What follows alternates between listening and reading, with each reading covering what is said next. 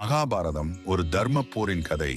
மகாபாரதம் என்பது வியாச முனிவரால் எழுதப்பட்ட உலகின் மிகப்பெரிய இதிகாசங்களில் ஒன்றாகும்.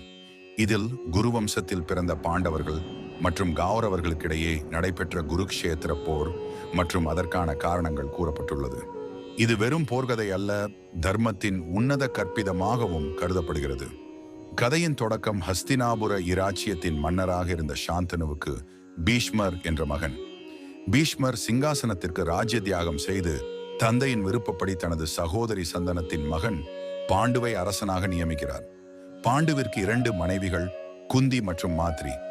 அவர்களால் பாண்டவர்கள் 5 பிறக்கிறார்கள். 1 யுதிஷ்டிரன், தர்மராஜா, 2 பீமன் வலிமைசாலி, அர்ஜுனன் வில்வித்தை திறமையாளர், நான் நகுலன் அழகிலும் குதிரை பயிற்சியிலும் வல்லவர், 5 சகாதேவன் ஞானியராகவும் ஜோதிடவியலாளராகவும் அறியப்பட்டவர். மற்றபுறம் பாண்டுவின் சகோதரர் திருதராஷ்டிரருக்கு 100 மகன்கள் பிறக்கிறார்கள். இவர்களில் துரியோதனன் மற்றும் துச்சாசனன் முக்கியமானவர்கள். இவர்கள் கௌரவர்கள் என அழைக்கப்படுகிறார்கள். வாலிபம் மற்றும் சதிகள் பாண்டவர்கள் சிறந்த வீரர்களாக வளர்ந்ததால் துரியோதனன் அவர்களை துரத்த முயல்கிறான். அவர்கள் லட்சகிராகம், எரியக்கூடிய மாளிகை எனும் சதியில் சிக்காமல் தப்பி காட்டுக்குள் ஒளிகிறார்கள். பின்னர் பஞ்சால நாட்டில் திரௌபதி ஸ்வயம்பரத்தில் அர்ஜுனன் வெற்றி பெற்று திருமணம் செய்கிறான். சூழ்நிலையால் திரௌபதி 5 பாண்டவர்களின் மனைவியாகிறாள். தூதாட்டம், அவமானம், வனவாசம். பாண்டவர்கள் திரும்பி வந்து மன்னர்களாக முடிசூடுகிறார்கள். யுதிஷ்டிரன் ராஜசூய யாகம் செய்கிறார். இந்த வெற்றியை பொறுக்க முடியாத துரியோதனன் பாண்டவர்களை சூதாட்டத்திற்கு அழைக்கிறான். தூதாட்டத்தில் கபடமாக பாண்டவர்கள் தோற்கப்படுகிறார்கள். துரியோதனன் மற்றும் துச்சாசனன் திரௌபதியை சபையில் இழுத்து அவமரியாதை செய்கிறார்கள். பீமன் துச்சாசனனை கொன்று அவனது இரத்தத்தை கொண்டு திரௌபதியின் கூந்தலை கழுவுவேன் என சத்தியம் செய்கிறான். துரியோதனன் 13 வருட வனவாசம் மற்றும் 1 வருட அக்ஞாதவாசம் என தண்டனை விதிக்கிறான். வனவாசம் and அக்ஞாதவாசம். வனத்தில் பாண்டவர்கள் பல இடங்களில் தங்கள் அறிவையும் வலிமையையும் மேம்படுத்துகிறார்கள். அர்ஜுனன் சிவபெருமானிடமிருந்து பாஸ்பதாஸ்திரம் பெறுகிறார். 13 ஆண்டுகளும் நிறைவடைந்து அவர்கள் அக்ஞாதவாசத்திலும் வெற்றி பெறுகிறார்கள். ஆனால் துரியோதனன் அவர்கள் அடையாளம் தெரியாமலே இருந்ததாக ஒப்புக்கொள்ள மறுக்க யுத்தம் தவிர வேறொன்றும் இல்லை என முடிவு செய்கிறார்கள்.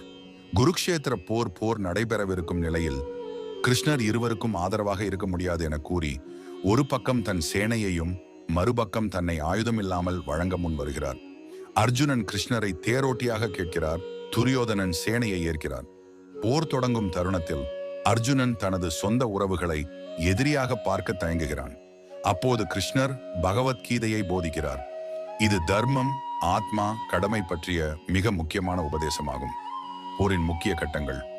1 பீஷ்மர் முதல் 10 நாட்கள் கௌரவர் பக்க தளபதியாக இருந்தவர். சிகந்தி அம்பையின் மறுபிறவி முன்னணியில் இருப்பதால் பீஷ்மர் வீழ்கிறார். 2 துரோணர் பாண்டவர்கள் அவரது மகன் அஸ்வத்தாமன் இறந்ததாக பொய் சொல்ல மனதளவில் உடைந்து வீழ்கிறார். கர்ணன் தனது உயிரின் ரகசியங்களை அறிந்திருக்கும் கிருஷ்ணரால் பலவீனமான தருணத்தில் அர்ஜுனனால் கொல்லப்படுகிறார். 4 துச்சாசனன் பீமனால் கொல்லப்பட்டு அவனது இரத்தம் திரௌபதியின் கூந்தலில் தடவப்படுகிறது. 5 துரியோதனன் கடைசி நாளில் பீமனுடன் மகா மல்லயுத்தத்தில் தோற்கிறான். பீமன் தர்ம விதிகளை மீறி அவனது தொடையை அடித்து வீழ்த்துகிறான். போருக்கு பிறகு போரின் முடிவில் பாண்டவர்கள் வெற்றி பெறுகிறார்கள். யுதிஷ்டிரர் மன்னனாக முடிசூடுகிறான். ஆனால் போரில் உயிரிழந்த உறவுகளை நினைத்து வருத்தப்படுகிறான். கிருஷ்ணர் தர்மத்தை விளக்கி அவரை சமாதானப்படுத்துகிறார். மகாபிரஸ்தானம், இறுதி யாத்திரை. நிறைவில் பாண்டவர்கள் ராஜ்யத்தை விட்டுவிட்டு ஹிமாலயத்தை நோக்கி செல்லும் பயணத்தை தொடக்கிறார்கள். வழியில் ஒருவர் பிறருடன் பற்றுகள் அல்லது பாவங்கள் காரணமாக விழுகிறார்கள். யுதிஷ்டிரன் மட்டும் தர்மத்திற்கு உறுதியாயிருந்ததால் சுவர்க்கம் செல்வதற்கு தகுதியாயிருப்பதாக கூறப்படுகிறது. முக்கிய செய்தி, மகாபாரதம் வெறும் போர்க்கதை அல்ல. இது தர்மம், கடமை, நேர்மையின்மையின் விளைவு, அறம், அழிவும் எழுச்சியும் துன்பமும் ஞானமும் கலந்து உள்ள மனித வாழ்வின் ஒத்திசைவு. முடிவு. மகாபாரதம் என்பது ஒவ்வொருவரின் வாழ்க்கையையும் பிரதிபலிக்கக்கூடிய காலத்தை கடந்த உலகளாவிய தர்ம கதை. ஒவ்வொரு பாத்திரமும் மனித உணர்வுகளின் ஆழத்தையும் வீழ்ச்சியின் மூலம் உயர்வை அடைவதையும் எடுத்துக்காட்டுகிறது. வார்த்தைகள். ஈவராயரன். இது மகாபாரதத்தின் முக்கியமான சம்பவங்களையும் கதையின் ஓட்டத்தையும் உள்ளடக்கிய சுருக்கமான வடிவம். விரிவான கதைகள், பாத்திர விவரங்கள், அல்லது பகவத்கீதை தொடர்பான விளக்கங்கள் தேவைப்பட்டால் தயங்காமல் கேளுங்கள்.